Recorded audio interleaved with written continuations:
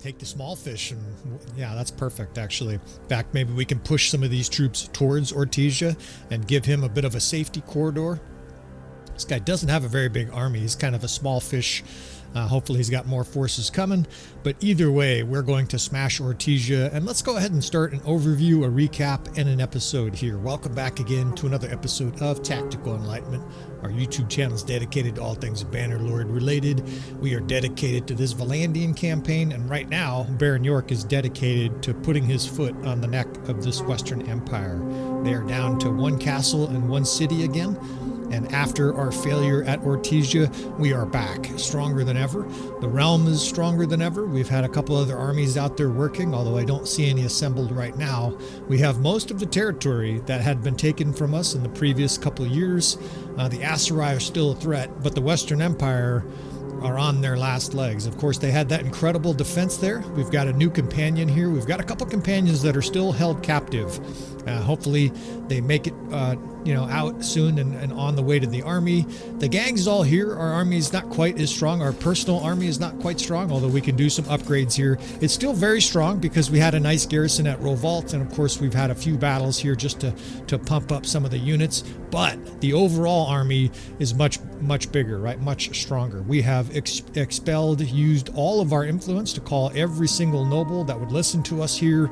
We have a little bit of help here as there's a noble army heading towards Gorantor Castle, and this could be it, because if they take Gorantor Castle and we can force these troops either away from his smaller army into battle or attack them at Ortysia with an overwhelming force, and of course being ready for a sally, another charge of the Rohirrim here against us at Helm's Deep, then we can turn the lights out on the Western Empire for good. Now I've got 3 different nobles that are still heading our way, and of course I would love to recruit more, but you can see our influence is being stretched to the max right now. In fact, in some ways Vlandia is being stretched to the max. We are at peace with the Britannians, but that's always a tenuous peace. That can change overnight. And of course, most of our resources and nobles now are down here at Ortysia. And holy shit, you can see still the Western Empire continues just to cycle through here. It's 3,700 1 minute, 3,900 the next minute. Hopefully we can get it under 3,000. But here's the thing, I don't want these little armies chasing after the other army here. So I'm actually kind of trying to push them all in this direction. I've got a couple armies that are coming to us. Hopefully we can capture and destroy a lot of these forces outside the city, fight them in detail instead of having to fight them all at once. But they still do have a horde of foes here. And this is sort of normal for a campaign, with one exception, obviously. We have the StrengthenAI mod going. I think I'll just let that guy fight and hope he survives. We have the StrengthenAI mod going, and so the enemy is getting extra troops for free, which makes them even harder to put down, right? It's like if you gave your cockroaches something that made them breed even faster. It'd be really hard to eliminate them, and that's how this feels. All kinds of roaches all around us here as our Vlandian nobles come to the summons of our call here. Now, Baron York is taking no chances here, right? He has assembled basically the largest army possible, and we are going to destroy one of these walls, maybe both of these walls here at Ortysia. We might even try to starve them out, although I'm limited how long I can sit here and siege because, of course, our army will disband. Baron York is using all of his social media capital here. He's using his Twitter account. He's sending out all kinds of social influencers out there to get more Vlandian nobles to join this crusade, and we're just hoping that we can pull this off.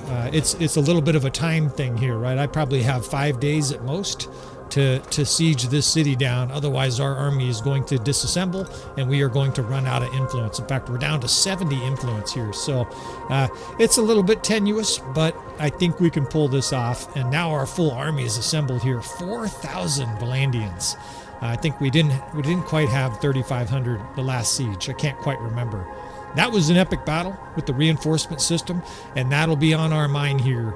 As the other army over there is sieging, this might be it, right? If we take both of these, and hopefully it happens about the same time, the Western Empire is going to vanish from the map, right? Baron York will have achieved the goal that Durthert put forth for him. In fact, Baron York promised Durthert that the Western Empire would be destroyed by 1104. He still has a year to complete that goal, and it looks imminent here. Now we're just going to fast forward some of this. I'm watching my little influence bar there. Oh shit. I just saw a flush of orange. That's not bad, or that's not good.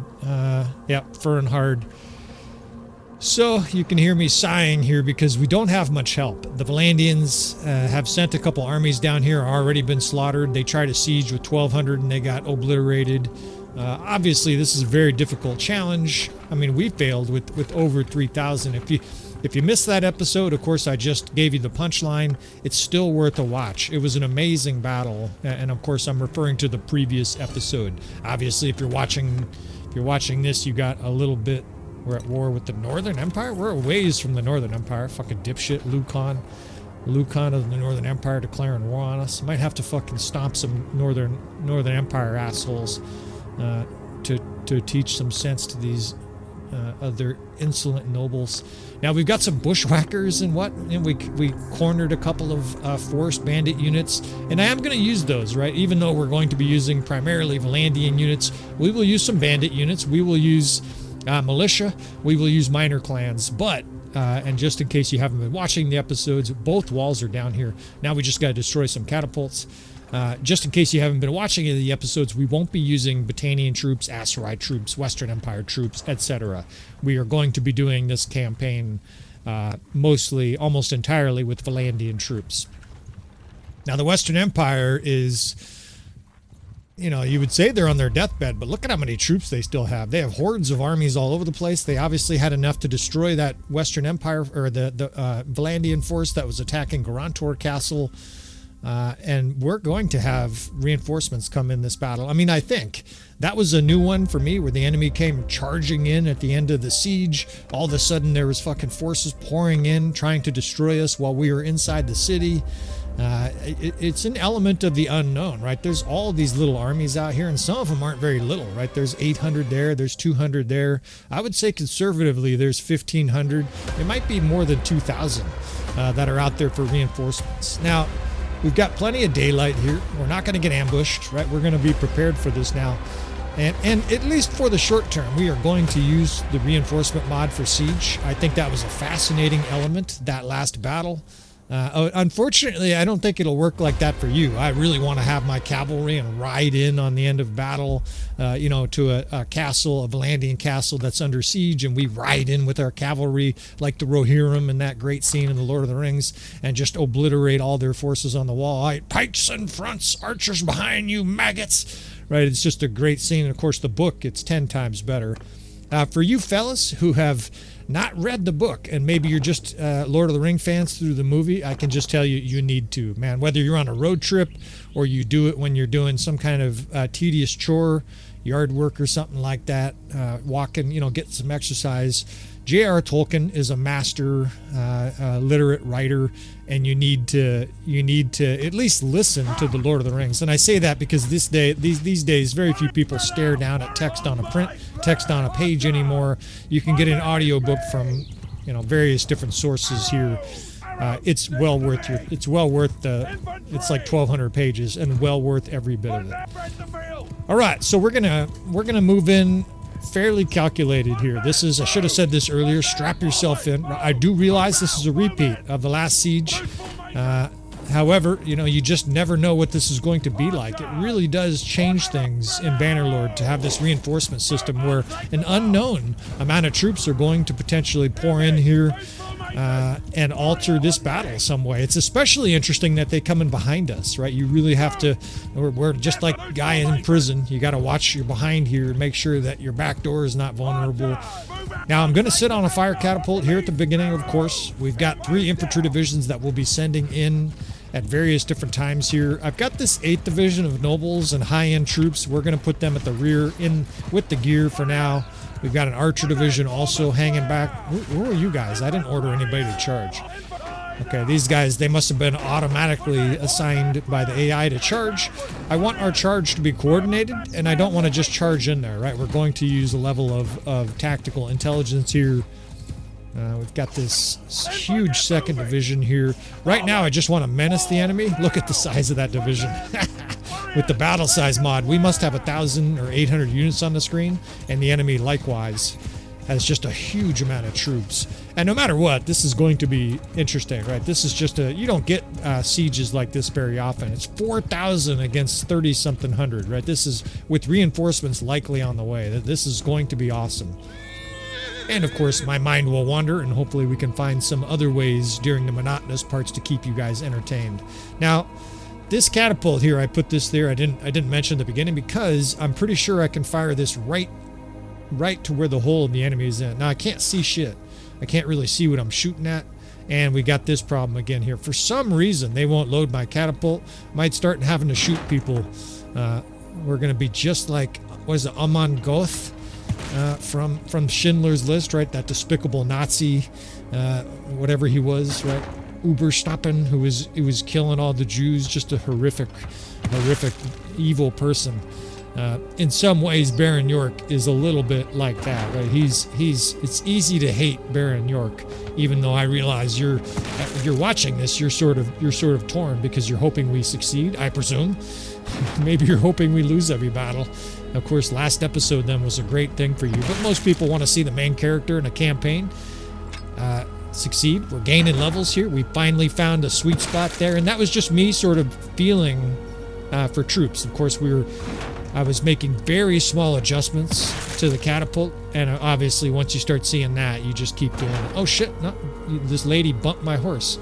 Be gentle with my horse. I like my horse. In fact, we'll take this moment here to do a little reconnaissance.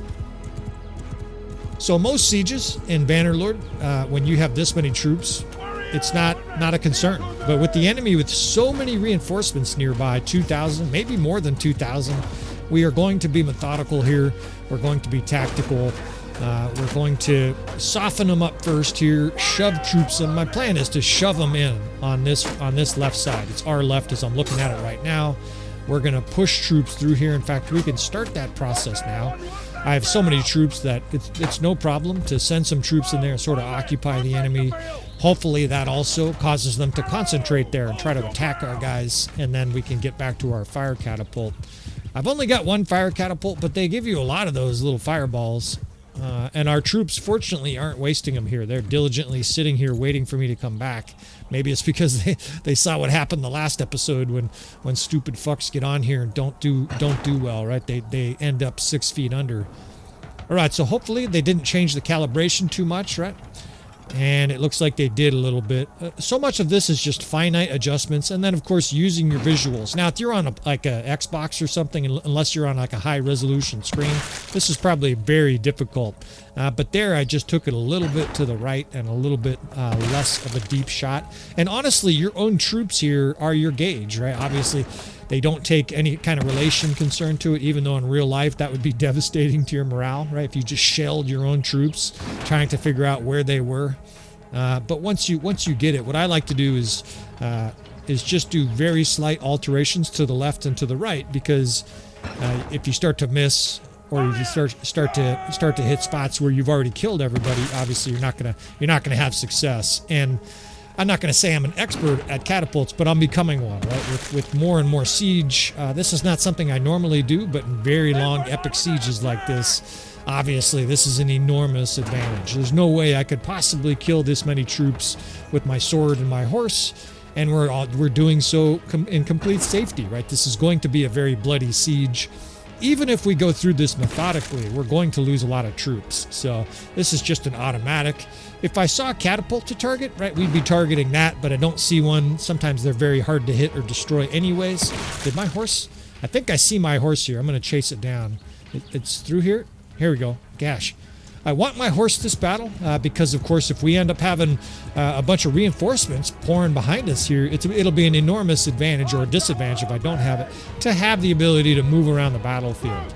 So it really does change the whole siege for me, and it's delightful for me, right? I want to give credit to the reinforcement mod fellas. In fact, I went and asked how come we had some strange AI behavior, and the guy sort of gruffly said, well, you stupid fuck, if you would have read the instructions, it says right there, don't use the Battlesize mod. Basically, they discourage the use of the Battlesize mod with the reinforcement system. That said, right, I have had good results with both systems working. Right? So we're going to continue to use both. Just understand that the mod author recommends you don't use the Battlesize mod. You can get haywire effects, and we've seen, if you've watched this campaign, of course, you've seen a few instances where it kind of short-circuited. The mod is intended to work with the normal 1,000 troop limit. He says you can use the Battlesize mod. I'll just finish this point because I kind of want to pump this mod. I think it's great. Really, this mod here, like Tailworld should tell the guy, look, we'll pay you $1,500 or whatever to buy your source code here to then put it in the game, because it's almost perfect to have a whole bunch of heavy cavalry just roar in after battle, and you're getting all these scout messages saying, you know, so-and-so's entered the battle, oh shit, Lord, other people have entered the battle, our allies have entered the battle.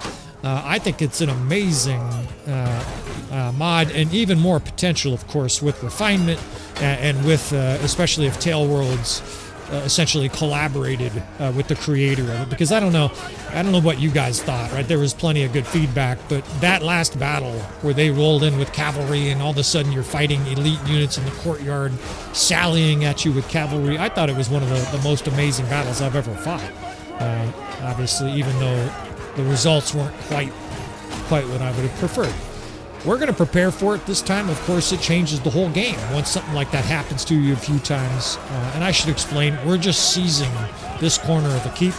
There's not quite as much space here on this side of the city as the other side. Some people might be wondering, why don't go to the other side?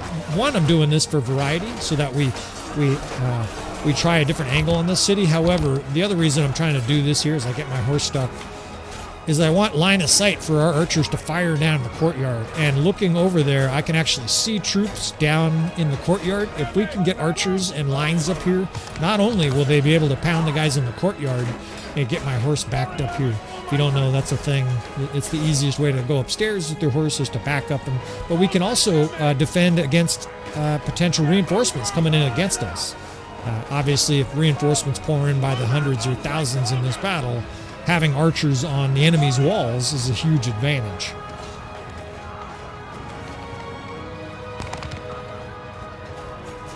That was one of those things. It's a bit of a spoiler. We'll do a little spoiler alert here. In The Lord of the Rings, as a tactician, it drove me crazy. The Dark Lord and or whatever it's called.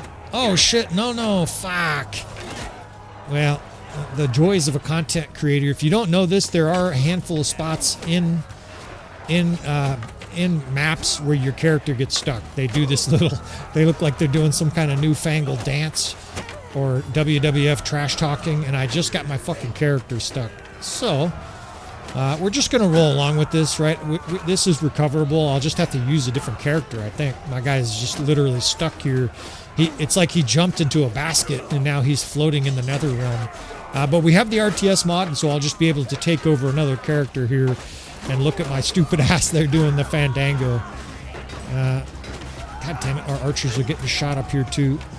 It's amazing how something like that just interrupts your plans. All right, let's go ahead and do a little recovery here, a little composure recovery.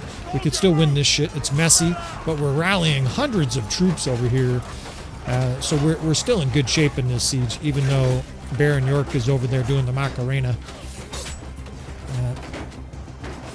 And get some troops assigned here. I want to finish that point though, because as a tactician, I see that shit in movies, and obviously movies and books, they're not written most of the time by military historians and or military tacticians, right? When you watch Napoleon, the movie by Ridley Scott, and I'm a Ridley Scott fan, I hate to say it, that was a tragedy, right? There's all kinds of just bullshit and fake shit they made up for that, and the tactics don't make any sense, and of course, the enemy's always ultra naive and just stupid. Napoleon's foes, especially in the later part of his reign, were incredibly sophisticated. They were basically studying him, imitating his core system, and doing stuff that flustered Napoleon, right? Especially the process in 1814, where they decided they were just going to not attack him, attack all his marshals instead, right? Divide and conquer, and it worked. I digress. So the Lord of the Rings scene, the Battle of the Pelennor Fields, right? We're going to, again, spoiler alert here. I don't need to tell you that we're rushing in 500 troops to this side of the keep because we're going to sweep through the city, setting everything on fire, right, and looting, taking everything else that we want. I'm feeling pretty good about this siege at this stage. Lord of the Rings, the Battle of Pelennor Fields, is kind of the climactic battle. That's why I'm saying, I'll say it one more time, spoiler alert, if you haven't watched, for some reason, if you haven't watched the films or haven't seen the movie, turn your mic off for the next minute. I'll try to make this quick. So all these forces of this ominously intelligent, devious, sophisticated Witch King, right? The Witch King of Angmar, the chief of the Nazgul, comes in and he has all these advanced plans with boats and barges and fucking siege weapons.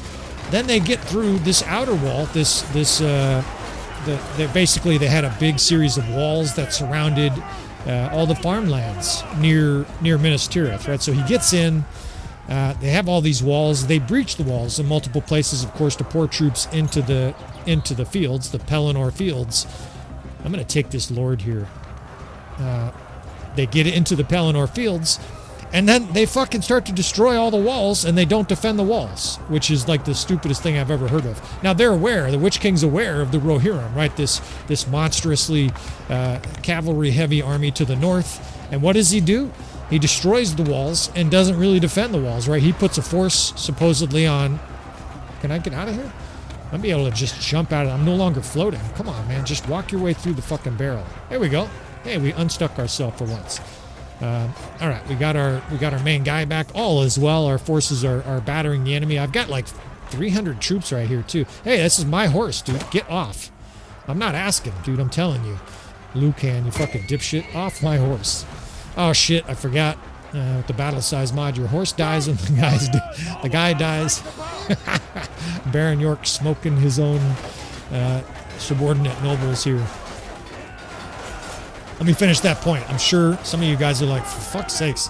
So this deviously intelligent Witch King, and what does he do? He leaves the walls open and unguarded against the Vlandian cavalry. Obviously, a good tactician in that situation. Some kind of plan that you had made up for months. You would expect heavy cavalry. You would fucking stamp in pikes all around the whole city. All the walls that were left, you would man them with orcs and pikes and fucking all kinds of trenches. For all the brilliance of the Witch King, and obviously it's necessary for the book, but it's pretty glaring as a tactician that they just don't defend their rear, right, at all. Right? They're aware that there's all kinds of potential, and they don't do it. It kind of reminds me of the Battle of Vienna, where the Turks, the Ottomans, hopefully I'm not confusing the two. Some guys that are from those areas, Turkey and whatnot, they get offended. We're doing our best here, and please feel free to correct me in the comments. But in one of the sieges of Vienna, I think it was the 1683 or 16 something, the city's surrounded. There's like 100,000, 150,000 Turks, something like that, a huge army. And I think it's Jan Sobieski, and I could be totally butchering this, but a famous Polish officer, and they come in and charge, right, with all kinds of nasty cavalry. It's like one of the biggest cavalry charges in military history, and they obliterate the Ottomans, the Turks, because they're not preparing for it, right? There were anecdotal stories that the forces surrounding Vienna had set up like gardens and harems and shit like that, and they were just lackadaisically going to destroy the city, and they got mauled by the forces, by these Polish and other allied forces trying to relieve the city. So it does happen in real life, but as a tactician, that kind of shit drives me crazy. It's like you plan this huge campaign to surround Vienna, and then you don't have contingency plans. All you guys get captured, slaughtered, and the siege fails because you just miss, step 1.01. That's really bizarre. Of course, we failed that the previous episode, but that's because I'd never experienced that in Bannerlord, right? That's not a thing normally to have. I'd never seen cavalry ever on a siege that wasn't, my own horse. So that was, needless to say, it was a breath of fresh air for the game, but it was also, obviously, for me as a commander, I might as well have had lasers coming out of alien spacecraft, right? It's something so foreign to me and unexpected. All right, so let's get troops to this side as well.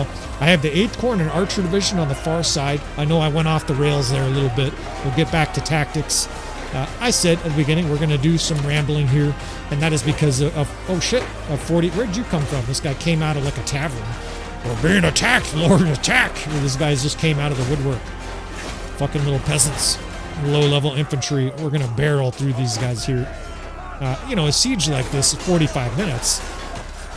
And if you're an aspiring YouTube content creator, and of course, I'm not like the most successful of all time, my channel's had some success, this is another good spot to leave feedback too. I don't think the average person watching YouTube playthroughs want to hear you explain or, you know, give just sort of colorless commentary on, I'm swinging my sword at this guy, I'm doing this, I'm doing that, right? You're going to have to fill a 15, 20-minute episode with some level of sort of banter, right, to keep people entertained, especially for 20 or 30-hour campaign like this is going to be.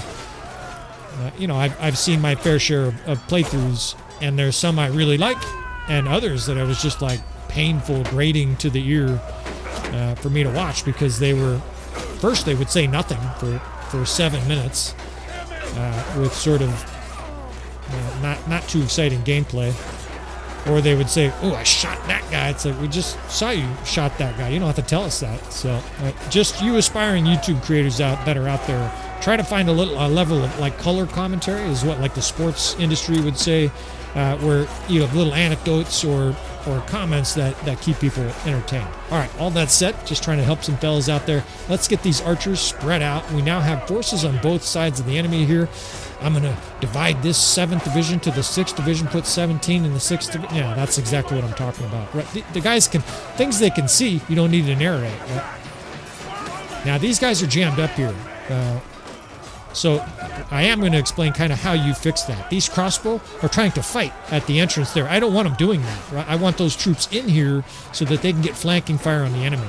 So instead of having them charge or whatever, have them form a square and then point to them to go to a location in the keep. I have found this is one of the most viable, what do we got going on here? One of the most viable ways to get troops to go to where you want them to. Especially with infantry at the gate.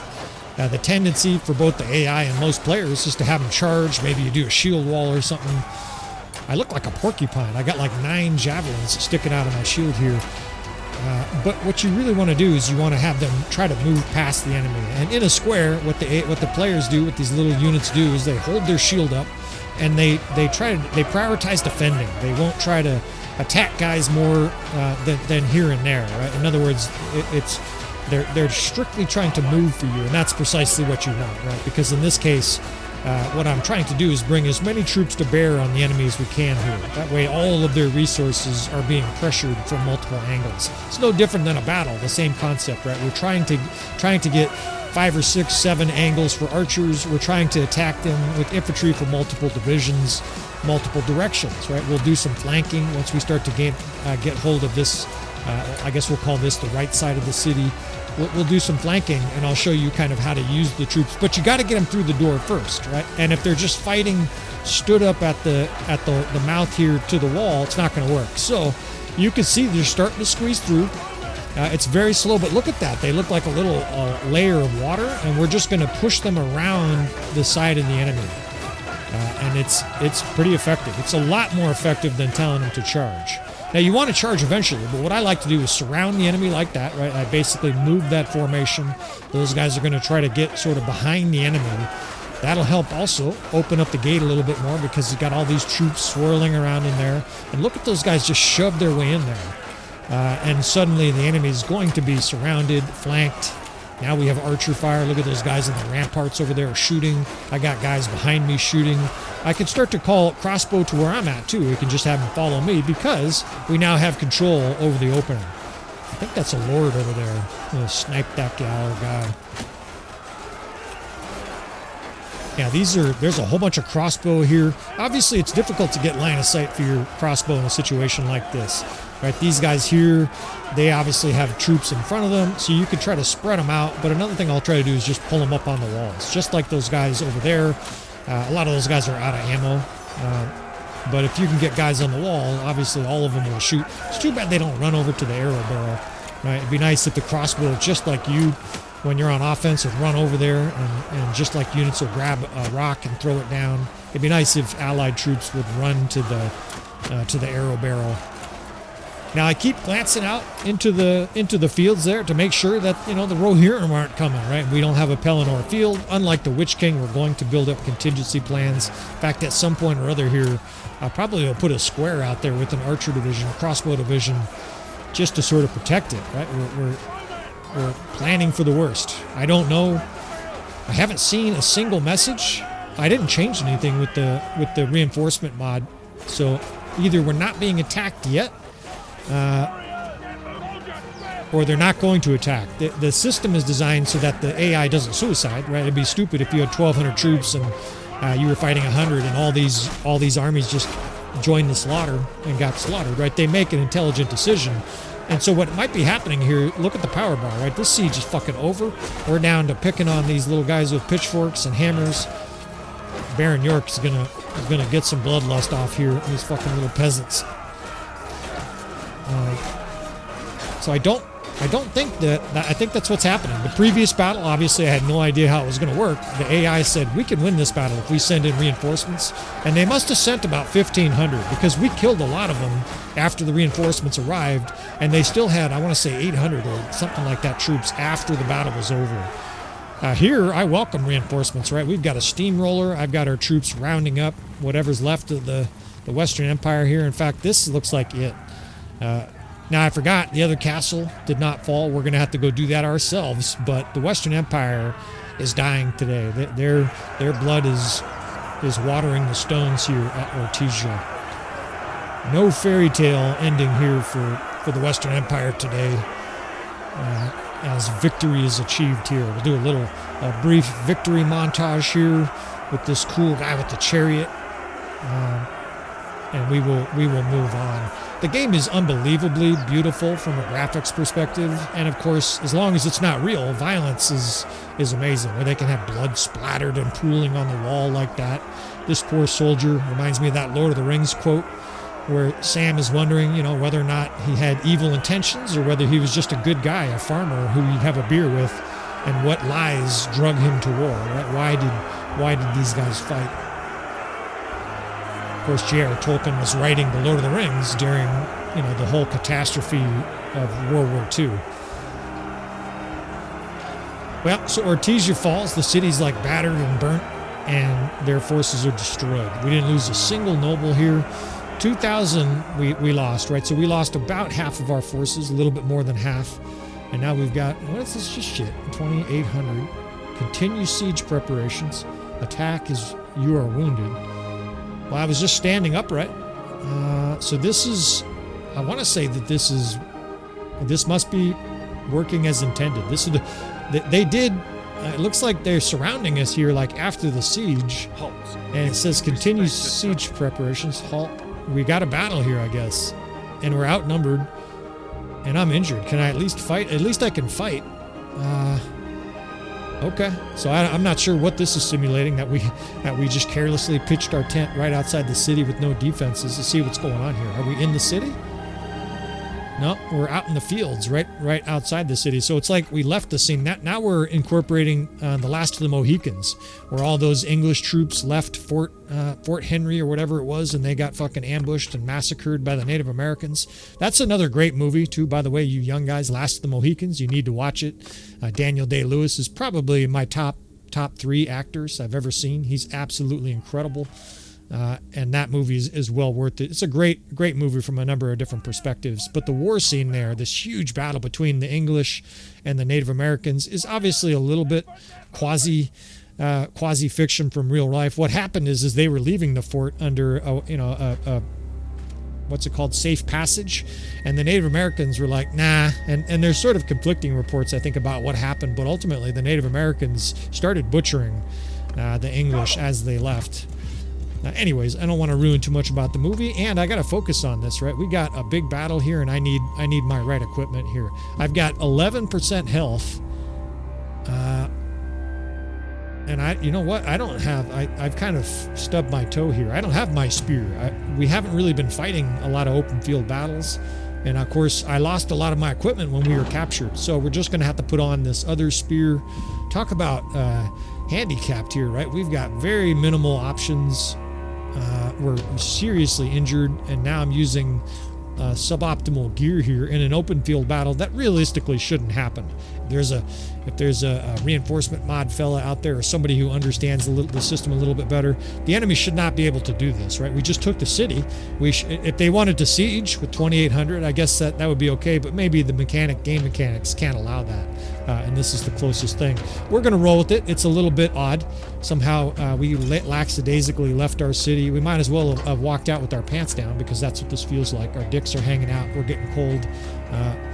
It's raining on our dicks, and we're going to try to defend here. Now, this is a field that is defendable, but I would imagine we have very weak troops, right? We lost a lot of high-end troops during that battle. Of course, we're injured.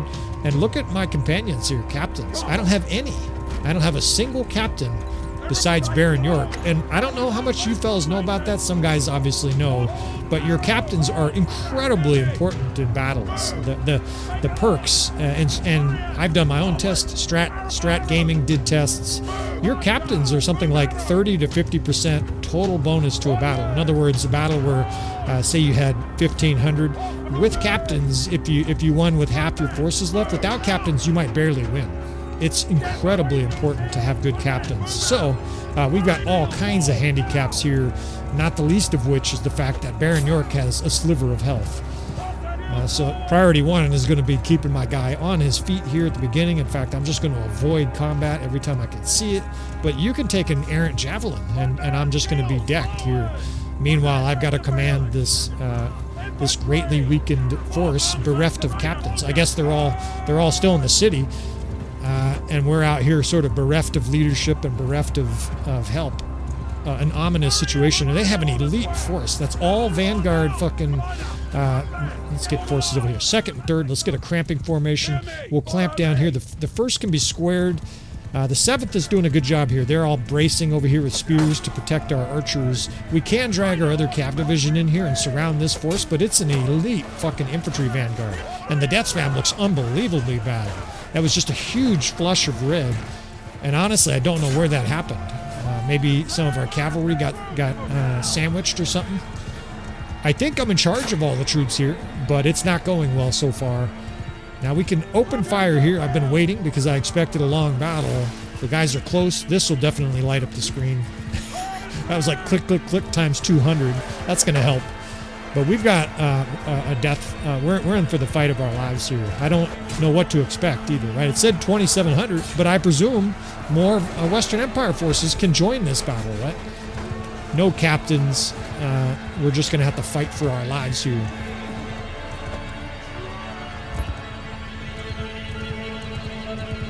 But this is good. I was going to say good TV. This is good YouTube, right? Because I don't know all the variables that are going on here. Obviously, I've attained enough experience at Bannerlord that sort of routine vanilla Bannerlord is too easy, and even modded Bannerlord is, eventually we're going to start to roll in this campaign, right? Unless we do dramatic things to help the enemy. Well, this is a good way to do it, right? Because the enemy now has unknown variables. This Vanguard destroyed all those infantry attacking. That's not good. Let's attack with what's left of the first. Accidentally hit the speed up button. That can be lethal. All of a sudden you're running 300 miles an hour into a couch lance. They're bringing up archers. Let's take a peek at their archers here.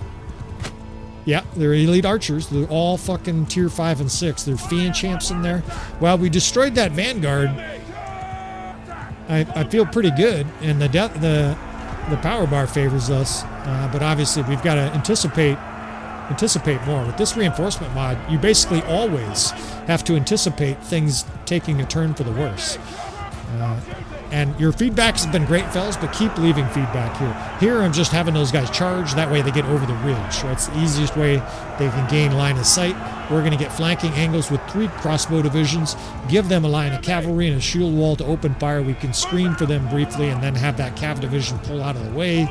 Whatever's in the center here of the enemy forces are going to get crossfired. To quote Tombstone, I got you a little crossfire there. How you like that? Right when they surround Wyatt Earp, another great movie. I'm aging myself with all these old movies. I've barely seen a lot of the new movies or Netflix shows. Like all these Netflix shows, you haven't seen this, you haven't seen that. Like I've never seen Breaking Bad. There's all kinds of series I just haven't seen because number one, I'm an old fella, and number two, my wife and I don't watch a whole lot of violent series like that. The 4th and 5th are already low ammo. We can split some divisions here. We have basically 5 crossbow division, but there's a lot of scrubs in there. Every single guy there had no shield. That division looks good. It's mixed with cavalry, but that's okay. Enemies bringing up 300 heavy cavalry.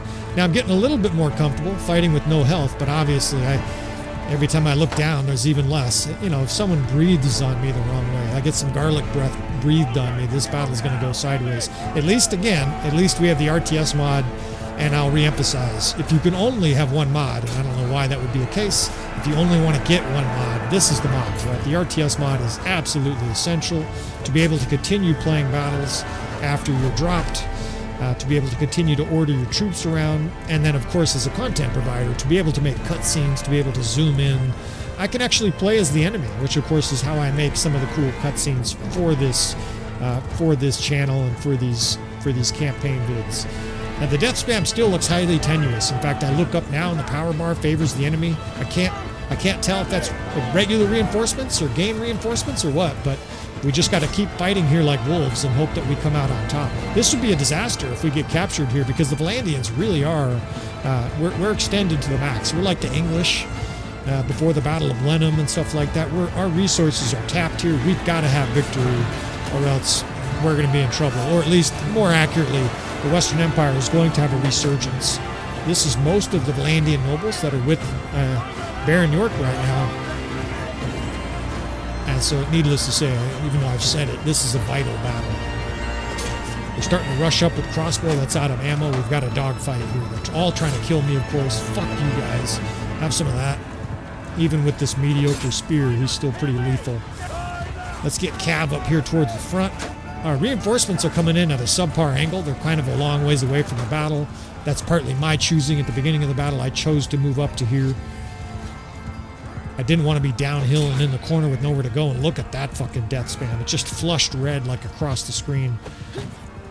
We might have to start taking that top ridge up there. The top ridge will give us a little bit of a peekaboo ridge. However, it's going to be very hazardous and difficult moving troops to get there.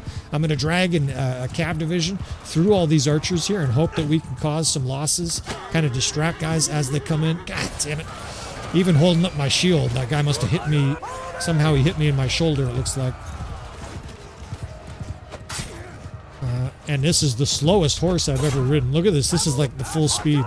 Now we'll quote fucking Terminator 2. This is the vehicle's top speed. Step on it. You guys are like, shut the fuck up with movie clips already.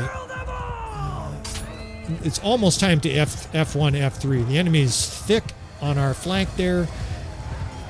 201 archers. They've got a bunch of archers. We're down to scrub cavalry. I'm starting to see, that's why I've got such a weak horse. I'm starting to see tons and tons of, what are these guys? The squires, right? The unarmored squires. They got like a shirt on and a wooden shield. Killed that guy at least. All right, let's get crossbows start to set up on this upper ridge here. Uphill will be good. If the battle goes even longer, we can pull a peekaboo ridge off up there. We're going to lose probably 30 to 50 troops during this movement, but it's going to pay dividends. It looks like we still have a lot of troops left, and the power bar just swung in our favor, so I'm going through like a roller coaster of emotions here. You know, these campaigns mean absolutely fucking nothing. I can just hit the pause button and quit anytime I want and take a walk with my wife. Her and I are going to retire soon. We've got the good life. We're old, so we're going to die soon, so I guess it's not, you know, it's not the great life. But life is good, and these campaign videos still give me a good stress, a good strain level, right? It's very difficult. Of course, I'm aware that dozens or hundreds of people are going to watch this, and so, of course, we want to both perform well, but you just get sucked up by the emotion of the battle, right? There's all these forces that you're in charge of out there wailing away. It's like being an NBA coach or a sports team coach for a team with 1,000 players. God damn, they still have archers back here that our cavalry did not interrupt. Let's try to keep these guys occupied here. They've got a lion and zerg of infantry there that's just eating up our rear. But our crossbow is now in place. That looks good. Now it's just a question of a war of attrition. Right? How many troops does the enemy have? Let's get some infantry. We're going to have to use cavalry. We just don't have very many infantry, and most of the infantry seems to just have sticks. We're down to peasants. Let's put a line of squires on the edge of this ridge. You can hear the click, click, click. Sounds good. A lot of these guys are standing there. That's not good. They're out of ammo. I'm going to dismount this cav division. I've got one division to continue charging with the 8th. This 3rd division we're going to put on this wall, shove their horses up the top of that hill. That'll give the enemy a little bit of slowing down for their cavalry as they come over it, slow down their infantry, and then we can square those. I mean, it's squires, right? You're trying to square squires. This is not something I recommend on the channel, but this is what we got. That said 700 infantry they have. 300 archers and 700 infantry. We're in trouble here. Even though they're tier 3, tier 2 infantry, we're starting to get to a very ominous situation here. They have a huge Zerg down here just going crazy on our reinforcements. Fuck. We're in real trouble here. Let's get those guys dismounted. Let's back these guys into sharper lines here. We might even have to kite. I don't think we can kite with all those archers coming over. Our square is late to form. That's because those guys are squires, right? They move slow. Fuck. Oh shit, they have even more forces coming from behind. This, you know what this feels like? It feels like the Battle of Falkirk, where just reinforcements are pouring in. Mel Gibson's already got an arrow in his breast. And Longshanks is like, send in the rest, right? And thousands of troops just pour over the horizon. Even though they're all wearing, you know, Halloween costumes, it seems deadly. I mean, enough peasants will kill you. They all got their pitchforks. And we're in a fight to the absolute death here. Hold the lines, fellas. Fuck, their infantry lines are starting to arrive. There's a good flush. A good flush of those archers setting up. Of course, these guys have no shields, so we're scorching peasants left and right. But look at that. Holy shit. They have like 1,000 troops there. And our lines, we're fucked. We lose. I mean, you guys can probably tell, too. I don't see any reinforcements coming. There's a huge Zerg of their infantry tearing us up to the south. And we can pull back here, but it's not going to save us. This is unreal. I'm getting owned in Bannerlord. Of course, we've got some mods amplifying it, and this is a little bit haywire. You know, that somehow we don't get time to heal our units. It just throws us into an open field battle outside the city. It's definitely a little bit odd, but we're just going to roll with this, right? We're going to add this to the storyline. Baron York suffers defeat here in consecutive months. And for the first time, right, King Durther, he's not saying it openly, but for the first time, we're going to do a little role-playing here. King Durther is starting to say, maybe this guy's not the guy to lead our country, right? The other nobles, of course, that don't like Baron York are starting to conspire, right? They're starting to get the ear of the king while they dress the guy and say, look, Baron York is, first of all, he's not a noble, right? There's still rumors that Baron York is not a noble. And of course, plenty of people are trying to prove that sort of behind the scenes. And now he's losing battles, critical battles here, right, to the Western Empire. There you have it, right? Defeat. Not much you can sugarcoat about that. We got beat. Now, I think I might have made a few tactical mistakes there, but also just being chucked in with no captains, no rest, 10% health. All of our elite units beat up. Look at that fucking Zerg of Western Empire forces. I'm tossed into a dungeon. And last time I didn't show you much of the rebuilding. I probably won't show you all the tedious parts of it, gathering up a bunch of horses and going around every village and recruiting. But at least the next minute or two, I'm going to keep narrating here as we continue this episode. In fact, we're going to do our little wrap-up spiel. This campaign is going to be played, and I want to make this point just because I think it's explanatory for people who are wondering how much is artificial, how much is real. There are going to be contrived moments of this campaign where so-and-so, something happens. However, the game mechanics and the game... Oh, that was quick. We're out of here. Let's see if we can escape. The game mechanics are still going to be doing their thing in the background. In other words, nobles are getting stronger, nobles are having kids, nobles are conquering territory, our own kingdom is ebbing and flowing as various different people attack us in war. Companions are living and dying. We're having kids. And battles are going to happen raw like that, right? We're not saves coming, with the exception of like bugs or something like that, where we're forced to that, for example, a lot of people would just toss that episode and just not, I don't know, they would delete it to the ether of time. We're going to include this in the campaign. There's a couple reasons I want to do this. First is authenticity, right? We want these episodes to feel stressful, and for you to know that every single battle, especially now with the reinforcement mod, we can lose. Even though I'm experienced at Bannerlord, even though it might seem like victory is in the bag. I mean, talk about victory being, or defeat being pulled from the jaws of victory. That last battle, the previous episode, it'll be, episode 8 or something, where we lost and they sallied in against us in Ortysia, was the most incredible battle I've ever had, where I felt victory was certain. And then we lost, right? And for you, the viewer, I think that's going to be thrilling. I think you're never going to know. By the way, Baron York might get killed in any single battle. Any of his companions can die, etc. I think those elements of suspense are going to make this campaign worthwhile for you fellas. So that little pump to the campaign aside, hopefully you enjoyed this episode, even though we ended in failure. Those of you that hate Baron York, you can rub your hands and cackle. Because Baron York got made look like a bitch again here, and we're going to wrap this episode up. If you've watched to this stage, of course, you probably want to subscribe to see more episodes of this dramatic campaign. There's going to be huge epic battles like that swing back and forth. There's going to be victory, there's going to be defeat, death, and all kinds of other chicanery. With all that said, of course, I appreciate you fellas. Please hit that like button on the way out, and I will see you friends next time. That wasn't very enthusiastic. Let's do it right. I will see you friends next time.